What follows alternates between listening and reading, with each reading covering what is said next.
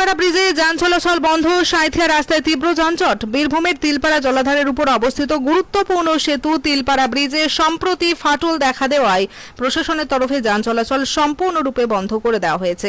এর ফলে উত্তরবঙ্গ ও দক্ষিণবঙ্গের মধ্যে প্রধান সড়ক যোগাযোগে ব্যাঘাত সৃষ্টি হয়েছে। সেতুটি দিয়ে প্রতিদিন বহু ছোট বড় গাড়ি যাতায়াত করত। ব্রিজ বন্ধ হয়ে যাওয়ায় বিকল্প পথ হিসেবে এখন গাড়িগুলি সাঁইথিয়া রোড ব্যবহার করছে, কিন্তু অতিরিক্ত গাড়ির চাপে রাস্তায় তীব্র যানজট দেখা দিয়েছে। স্কুল কলেজগামী ছাত্রছাত্রী থেকে শুরু করে সাধারণ যাত্রীদের চরম ভোগান্তির মধ্যে পড়তে হচ্ছে। স্থানীয় সূত্রে জানা গিয়েছে, যানজটের কারণে পণ্যবাহী গাড়িগুলিও ঘন্টার পর ঘন্টা দাঁড়িয়ে থাকতে বাধ্য হচ্ছে, যার প্রভাব পড়ছে ব্যবসায়িক সরবরাহের ব্যবস্থার উপরেও। এদিকে তিলপাড়া ব্রিজ মেরামতের কাজ কবে শুরু হবে বা যান চলাচল কবে স্বাভাবিক হবে সেই বিষয়ে এখনো প্রশাসনের তরফে স্পষ্ট কিছু জানানো হয়নি। দ্রুত ব্যবস্থা না নেওয়া হলে পরিস্থিতি আরও সংকটজনক হতে পারে বলে আশঙ্কা করছেন সাধারণ মানুষ। আমিন নাশিদের report, Janakantha TV news, Birbhum.